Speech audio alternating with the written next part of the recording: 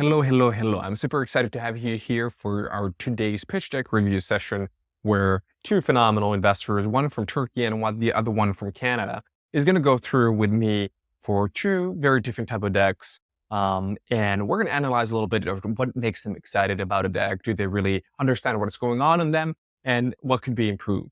The purpose is not to analyze the business by itself, but to rather get a glimpse of the narrative of the deck.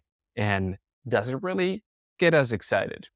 And just a little notice for everybody, all the founders over there, if you want to be part of these type of shows where we're going to try to provide more transparent feedback into what is going on with your decks, feel free to reach us out at info@helmi.la. I repeat that, info@helmi.la. And remember to subscribe into our YouTube channel to really get an up-to-date information what is happening in Latin America and its technology ecosystem. So I think that you can somewhere there below find that little subscribe button and enjoy the show. Great to have you here, Derin and Guillaume. Derin from Turkey and Guillaume from Montreal, Canada. We're going to go through two different decks from Latin America, one from Paraguay and one from Argentina, where basically the founders are currently living in Barcelona, like many of the Argentinos. But the purpose is to go through their decks, the mission, the problem, the team, how they tried to solve it. And the focus is not going to be what do you think about the business and do they have any chance or not whatsoever, but just do you get excited? If yes, if not, why not? And does it even make sense to you? In a way, cool. So we're going to start from the first company from Argentina, where the founders are based in Barcelona. It's a company called Mokens League, basically an NFT eSports platform. They open up with their team slide. Founders and track record immediately. Any thoughts on that? Do you prefer, by the way, that you open up with a team slide, or do you prefer that you start with the problem that they're trying to solve? Well, I think it's a very traditional way to start with the problem and then continue with the solution, how you solve it, what you do. I think it's a new approach. Like I see it all the time nowadays, like the founders and the background of the founders. I think it's good to know who's presenting and what is the aim here. I agree. I think, it's always fun to start with the problem, but at the same time, we're investing in people. So I think getting to know who's going to pitch right at the get-go, it's not bad. It's not a bad thing. It's just that it depends on the flow. So it has, narrative and the storyline has to be adapted. It's not bad or good. I think, the team has to go early in the presentation, as early as the first slide. We'll see the next, what's coming up. Cool. And also I see that there's this 25 years working experience building video games. It's like a cumulative experience from the team. And I think it's a bit tricky. So whenever I see it, I think like who did what was the timeline? How long did they do this? And what about the rest of the team? But besides that, I think it's a great approach. Yeah, at least they're trying to really demonstrate that, okay, they know what they're doing and they have an ex-pro in esports arena, so to speak, to build up their reputation right from the beginning. But from there, if we jump into their product slide, what they're actually trying to do, Mokens League, an exciting IP tailored for the casual gaming community. They're trying to build something like a Mokens League esport ecosystem. Any thoughts about their product slide? Well, I mean, it is a product, but it's not like very detailed. Like you can understand what they're doing here, like building a community, a casual gaming. But at the same time, they don't explain how they do it, with what kind of technology behind, and how they solve the challenges that the market facing currently. And also, it says that it features traditional Web2 gaming. But if you go to the first slide, then you'll see that it's not like it's not going to stay Web2, probably transform into Web3. So it's not like very explaining what they're aiming to do. And also, I don't like when they capitalize the free to play experience kind of buzzwords like that, because I know that they're doing that to catch the people. So it's another tricky word in that second slide. So yeah. Mm-hmm. Yeah, I think that the early stage work, one of the things that it's important is to be focused. And when I'm reading that slide, I've got words that confuse me a bit, like ecosystem, experiences, game, IP. So is it the content company, gaming studio, or are they building some sort of, a platform like Roblox, but for Web3? So I think this sounds fun. But I think it has maybe some more focus. So I clearly understand what it is they want. Mm-hmm. Also, like videos from the games could be better than True. putting some screenshots, because I mean you can't understand what is going on from here. Like I agree with Guillaume. Are they creating a community, or like building their own games, or like what's the aim here? Mm-hmm. Maybe we're able to see that a little bit later on in the deck, but for the time being, if I sum it up a little bit, is that you would want to get a little bit more clarity, is that what do they exactly build, and see a little further proof of how they do it exactly. Did I sum it up correctly? Yeah, yeah, exactly. Cool. From there, if we hop on to the market slide, well, they're trying to really visualize how humongous and clear the opportunity is. I think it's really busy, and Really busy. yeah, it's really busy, but it's really personal. But the TAM slide for me is not that important because I'll do that work by myself after that. So I think, the TAM slide has to be just one big visual, one number, just that, clearly set, where you play. I think I don't know what to look at right now. I think this is probably going in appendix or something like that. Maybe not at the forefront of the presentation because it's really too busy. Yeah, it's like you got lost in the page, like where to look. And also I agree with Guillaume, like putting some visuals here, like charts or some sort of I don't know, like yeah, charts probably better, because it's too much. There are too much words and a lot of percentages, and right after, if we like the startup, then right after the call we check the markets.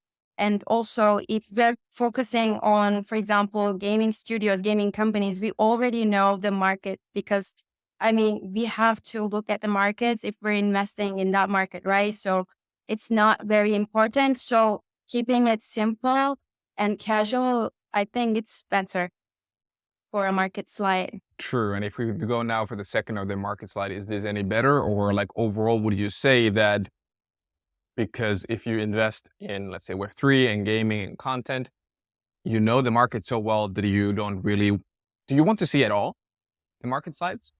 Does it matter? Well, I think it's personal again. But for example, if I have limited time, I probably say like let's continue with other slides because it's not that important. I don't have to see the previous market overview. So it's more like nice to have, I think. Yeah, I totally agree with Derin. I think, I think the market overview or, that type of slide, if you're bringing it, in the presentation, tell me something new. So maybe, something the crossroad of mobile gaming and Web3. Is there a trend? Why? I need to, deck has to be something that, pique my curiosity to know more. Not, just showing me Newzoo reports or stuff. I'm reading those. So I think that's better than the other side. So. Okay.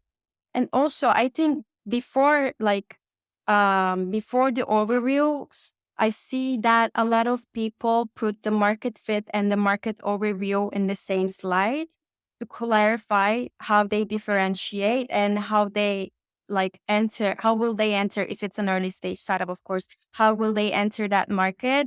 How do they differentiate? Because it's like, yeah, you can put the market overview like statistics and data, but how will you put yourselves in that data, right? So they can probably put some 2 or 3 bullets. How will they enter that market? I think it's more productive to see. Yes.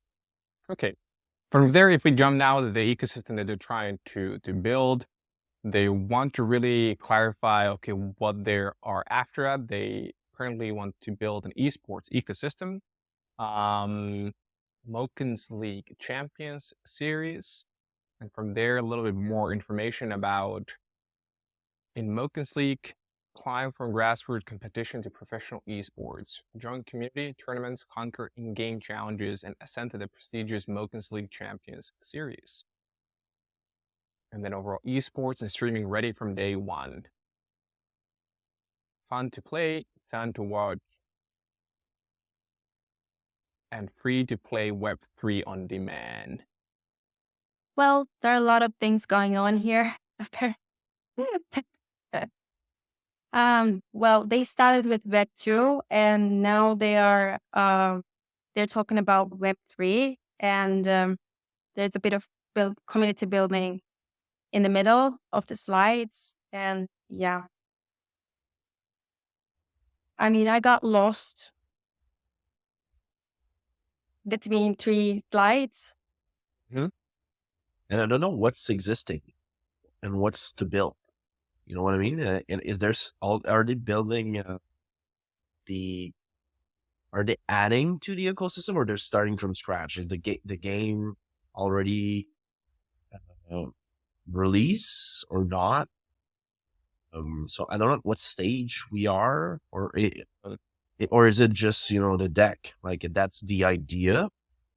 I don't know what's is it steps as well? Because doing all of this, it doesn't make sense in a year. So what's the first stage? And we'll probably go there later on the ask itself. But was it for? Why do they need our help for? I think you have to when you're pitching a company, but you're also think about the investor mindset of they'll want to invest in something that the usage up front is really clear. So yeah, and too much slide. I think it depends the flow, but it's really it can be they can be lost in multiple slides and changement like that. So I would reduce it. Reduce a little bit more on that. If we then go to take a little bit of look, hopefully this would be able to clarify, let's see, about their business model. So, and hopefully to be able to clarify the question. So then if I understand correctly from you, correct me if I'm wrong, that you still don't really understand the intersection from Web 2 to Web 3 and what is actually being accomplished to date and what needs to be built. Yeah, we still didn't see any KPIs, like if it's like built already, what are the download metrics and everything, because if it's a pitch deck that's going to be like pitched to the VCs or to the investors, then it has to be prepared that way. Like it has to be appealing in terms of metrics and data to give them a reason to invest, right? Yeah. As far as I can see, I only see the visuals, like it's probably built, but when, how, what happened, yeah, these questions are still questions. Yeah, I would say let's go on because I don't have anything really to add. I'm really intrigued about Okay, how they're going to position the business model. see. Let's go further and now towards hopefully to answer what they have accomplished, especially now, Guillaume, what you mentioned earlier. What have they actually done? Is something ready? And so on. They have signed strategic partnerships with relatively many players. And here, more concretely, okay, public beta launch on Q4 23. Okay. December 21, they raised 2 million with a 20 million valuation, developed product MVP. They launched a token and got the product ready to go to market. Okay. Now we see some metrics. Yeah, and I think this slide might need to go earlier on. Maybe not about the round, but maybe about the milestones, Mm-hmm. so that we better understand. Okay, great. So they've got it, or they're working on it. So maybe they can show something really concrete. Yeah. But is this providing, let's say, clarification to your questions in a way that, okay, what stage they are, what have they accomplished? Is this clarifying those things to you in a way? Does this make you more? Yeah, but I think for sure, they've got a public beta, so right now I can actually go and maybe test it. And test it out. I know Yeah. they've been backed by probably I'll probably ask question, but by credible VCs or angel investor, friends and family. So it's solid. They're probably well anchored in their community. So that's a lot about the credibility of the proposal as well, and I think that really helps. But still, I mean, so can we go up a bit, Eric, if it's possible? Yeah. Like to Towards the, where? yeah, the start of this page. Yeah, exactly. So it says that, for example, the other one, what we have done so far slide. Yeah.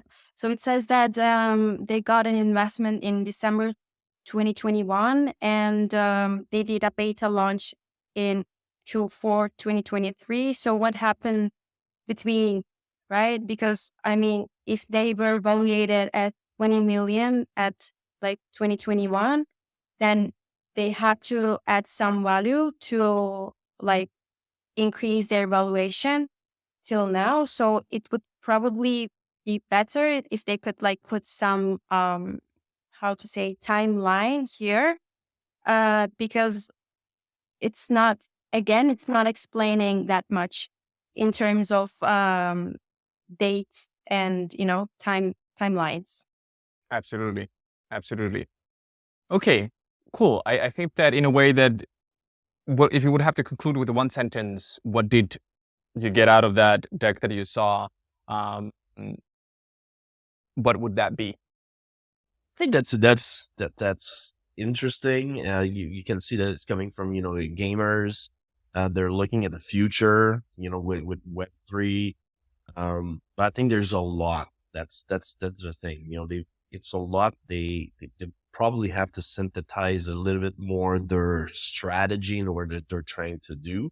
I would as well change a bit the flow.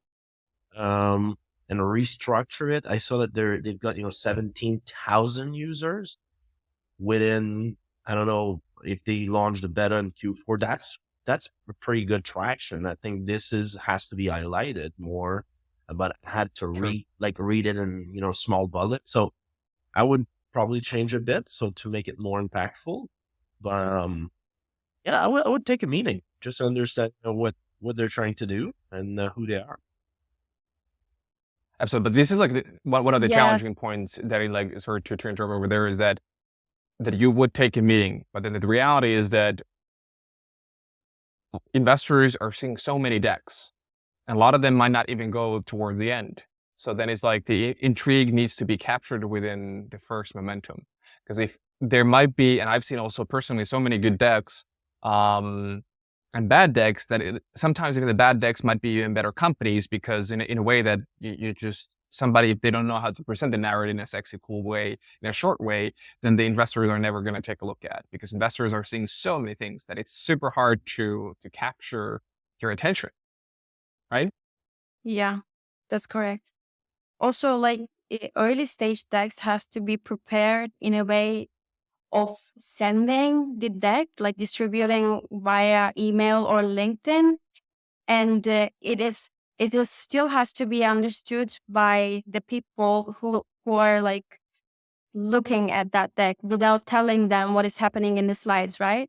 So, for example, I mean, personally, I couldn't understand till we come to that like traction page, KPI page, what was done before and what is the aim here? Like, what will they do next after they fundraise? So it has to be prepared in a way that everyone can understand when they look at the pages. Like maybe put some KPIs in the screenshots, like game screenshots pages or like product pages to make it understandable. If it's like developed or not, like what is the aim? Are they gonna transform from Web 2 to Web 3? Did they create any NFTs? Did they launch the token? What is going on there? What about the rest of the team? Like where's the headquarter? A lot of questions popped into my mind. And some of the questions I couldn't get the answer. Thanks, Derin. Cool. Then we go now into the second deck of the day, a company called Reva from Asunción, Paraguay, from the middle of South America. South America. Let's go in. It's a completely different field. They're focusing on sports, SaaS offering in a way. They are now going directly to the problems, a little bit different from the Mokens League where they open up with their team slide. Problem, players. Players don't have all the information to enjoy a match with friends. Sport venues, fully operating at most 30% of their capacity, meaning 70% of court availability wasted. Health, growing levels of inactivity, depression, anxiety, loneliness, and isolation. Okay. Okay, so do you have any thoughts on this? And compared to, in a way that the first sense over here is as a sports as a platform for health, and then they come in to their problem. Yeah, I think okay, I mean, it's very brief. Yeah. You can understand the bullets, like what is the problem here? Yeah. Then towards the market, again, okay, coming back into what you said earlier, is that this is what you would do on your own, especially if it's a vertical and niche that you're very familiar with. You don't really need to see this. But if you would be an angel investor who does not necessarily understand, Of course. do they provide any value?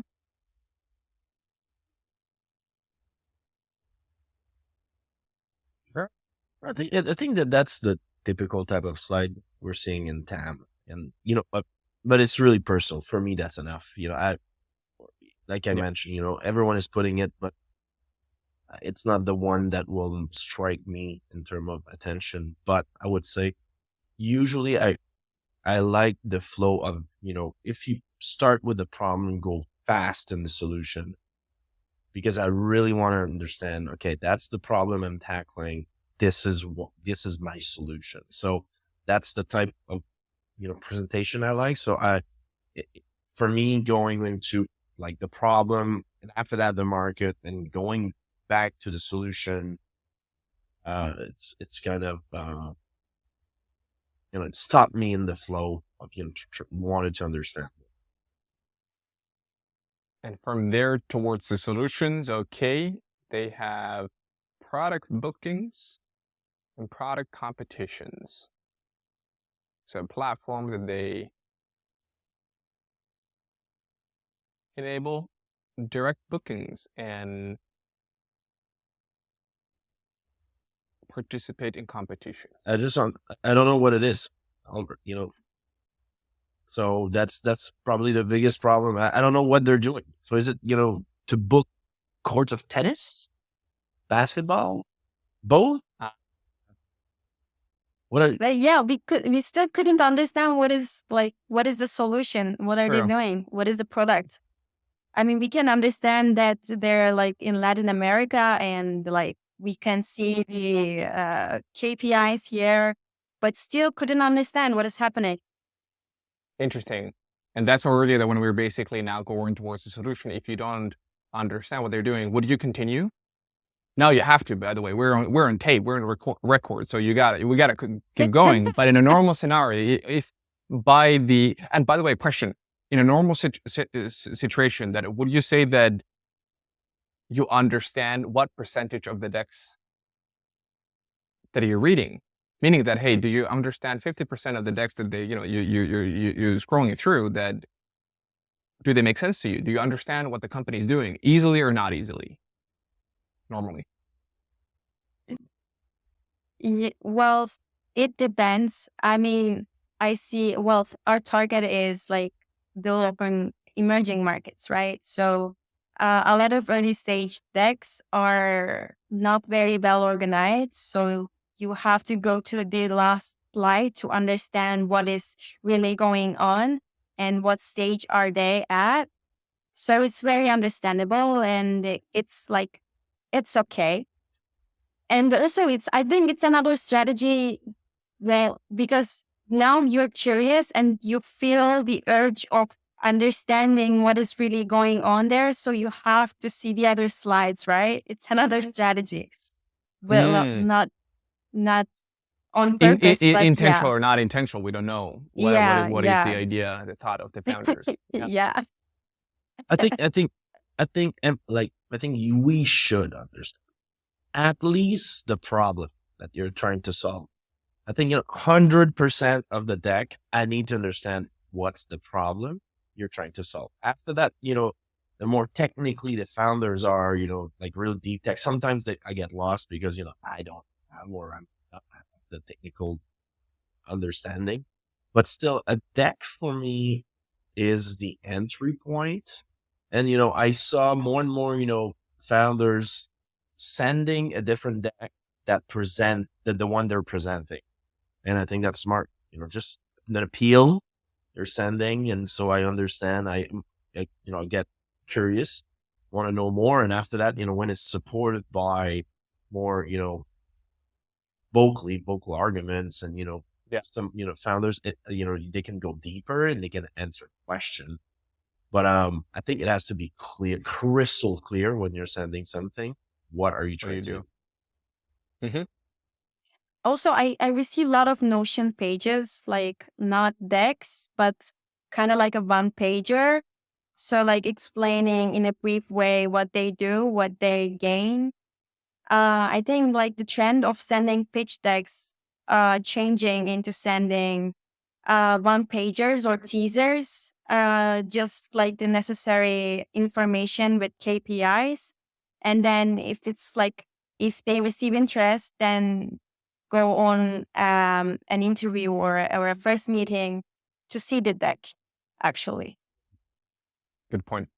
From there, if we go now to the business model, okay, and then after that, traction, market network, they're charging a monthly fee per chord and something from each player.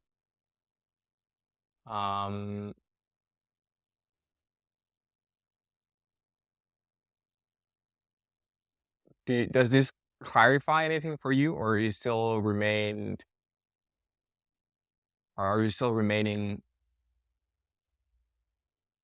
let's say, unclear?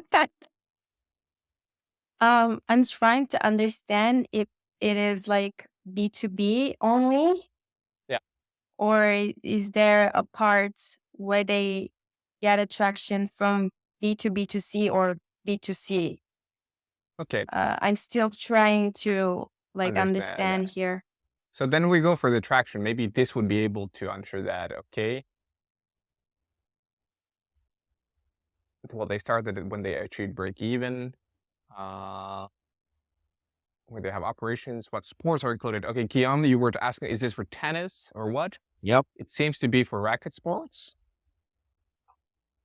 and other. Yeah, I think it's all course. This is, these four, just symbols help me. Like, so it has to come earlier on. So it's all course.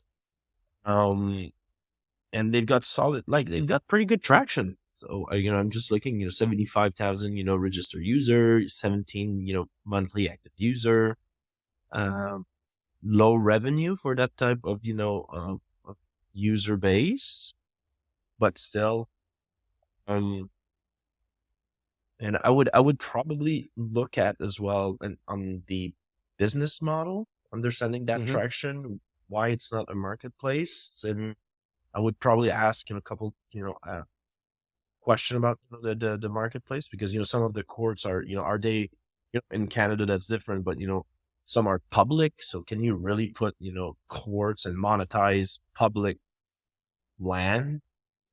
So I would have question Clarifying questions. Yeah.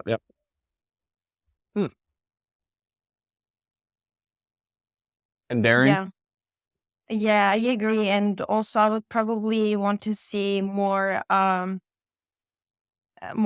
products, because there were like only 2 screenshots again, and it's not like very easy to understand by just looking at 2 screenshots.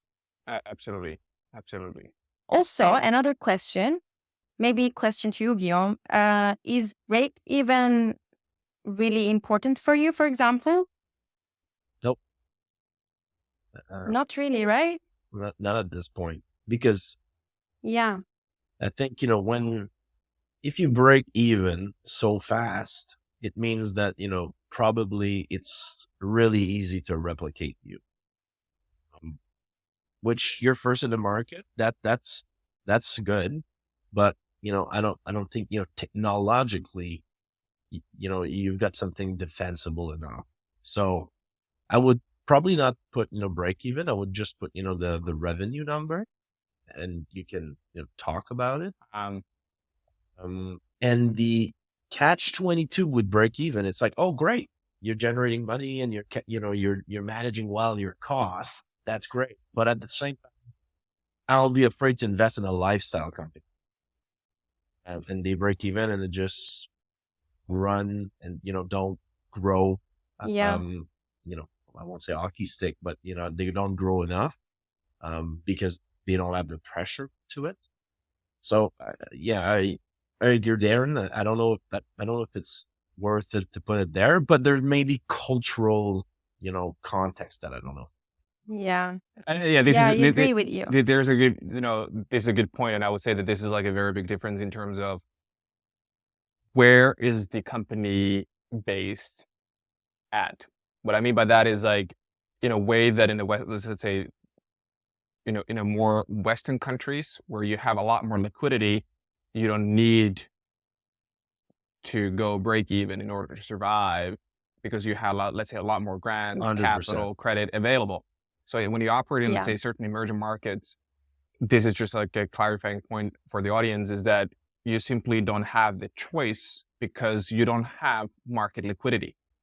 So then, in a way that they might not be lifestyle businesses, because, they would like to grow, but if there's no capital available, then they just need to do whatever they can to keep the company afloat. But this is like just a little cultural nuance. Yeah, I agree. But maybe, the startup game is based on burning money, right? Especially in early stages. Maybe putting like a graph showing the burn rate, and based on their expansion strategy and what will they do next is better, like giving a better understanding on their financial position. Yeah, that's interesting to compare the two, and that's a great exercise, Eric. Thanks, because look at the second one. I don't know who am I talking to, and it didn't. We didn't go over a team slide, so we're running that out because of time constraints. So but it would be there. So, but I had to keep the time constraint of it, and I need to. But it came later on. That's interesting because they come later on, but the other one, they started off with that. So that's two different strategies. Absolutely. And it was like, for your information, it was there at the very, very bottom, and to demonstrate the team and all the normal things that you would see.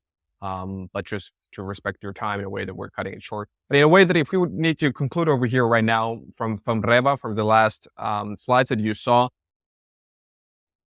any concluding sentence that you were able to just take a glimpse at from very few 4 or 5 slides?